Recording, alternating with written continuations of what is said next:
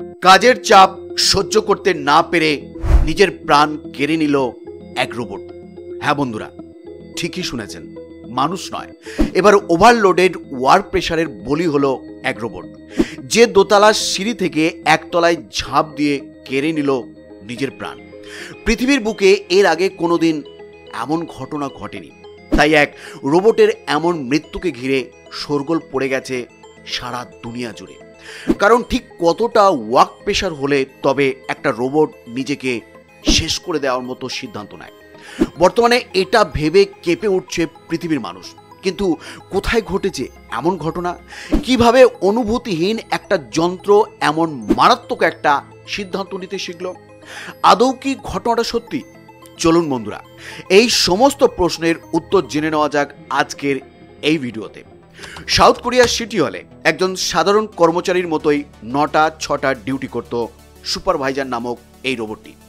প্রতিদিন সকাল 9টা বাজলেই সে নিজের এমপ্লয়ি কার্ডটি গলায় ঝুলিয়ে লেগে পড়ত কাজে। আমি জানি এবার হয়তো আপনাদের নিশ্চয়ই জানতে ইচ্ছে করছে এই সুপারভাইজার রোবটের কাজের ব্যাপারে। মূলত বিভিন্ন ধরনের ডকুমেন্ট ডেলিভারি দেওয়া, এক কর্মচারীর বার্তা অন্য কর্মচারীর কাছে পৌঁছে দেওয়া এবং বিভিন্ন প্রেজেন্টেশন রেডি করা, এগুলোই ছিল সুপারভাইজারের কাজ।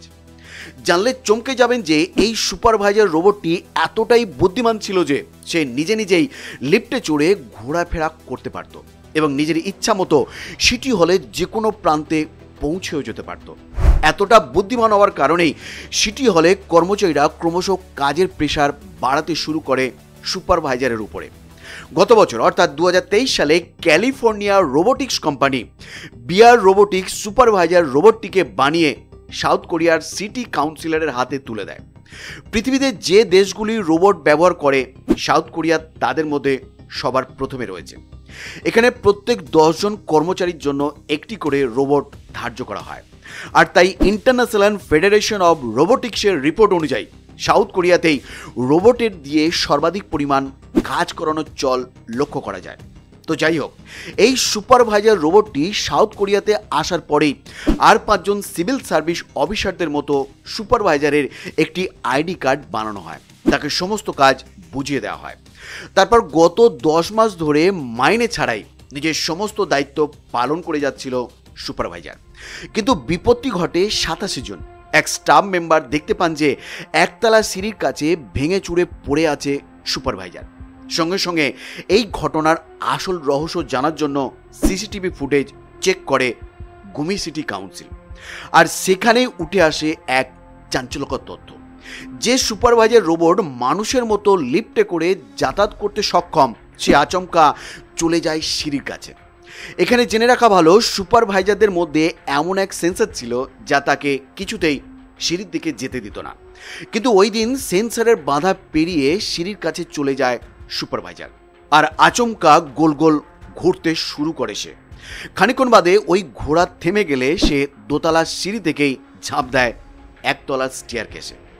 6.5 ফুট উঁচু সিঁড়ি থেকে ঝাঁপ দেওয়ার ফলে খুব স্বাভাবিকভাবেই মৃত্যু হয় ওই রোবটটির।